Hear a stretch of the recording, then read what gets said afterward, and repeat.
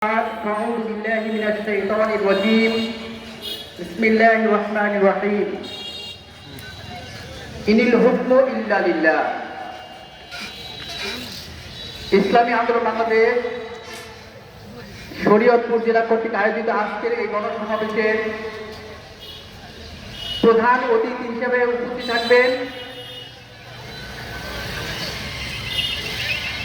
হযরত মাওলানা গাজী আতুর রহমান সাহেব, সিনিয়র যুগ্ম মহাসচিব, ইসলামী আন্দোলন বাংলাদেশ কেন্দ্রীয় শাখা। প্রিয় উপস্থিতি, আমি ভূমিকায় বেশি সময় নিতে চাই না। আপনারা অবগত আছেন যে বাংলাদেশে আমরা ইসলামী রাষ্ট্র মনে করি বা সংবিধানে ইসলামী রাষ্ট্র বলে, কিন্তু আসলে ইসলামী রাষ্ট্রের কোনো কার্যক্রম আমরা দেখতে পাই না। কথা ঠিক কিনা? প্রিয় উপস্থিতি,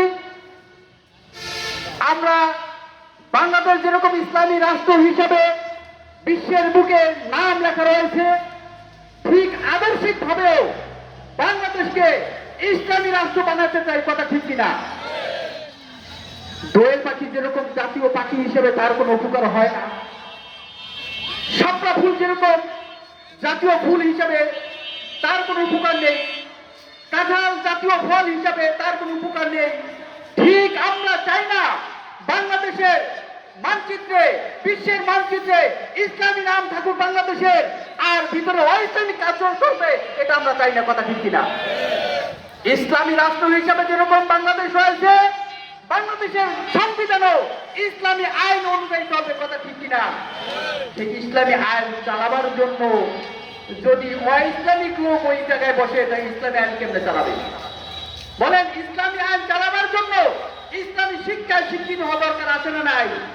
এই জন্য প্রিয় উপস্থিতি, আজকের এই জনসমাবেশে আপনাদের কাছে উদাত্ত আহ্বান থাকবে, আগামী নির্বাচনে ওলামায়ে কেরামের পক্ষে, ইসলামের পক্ষে আপনারা রায় দিতে রাজি আছেন তো? ইনশাআল্লাহ কারা কারা রাজি আছি?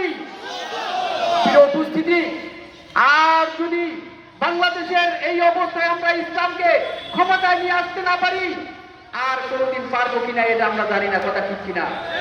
এখনই আমাদের শক্তিকে আরো বেগবান করতে হবে।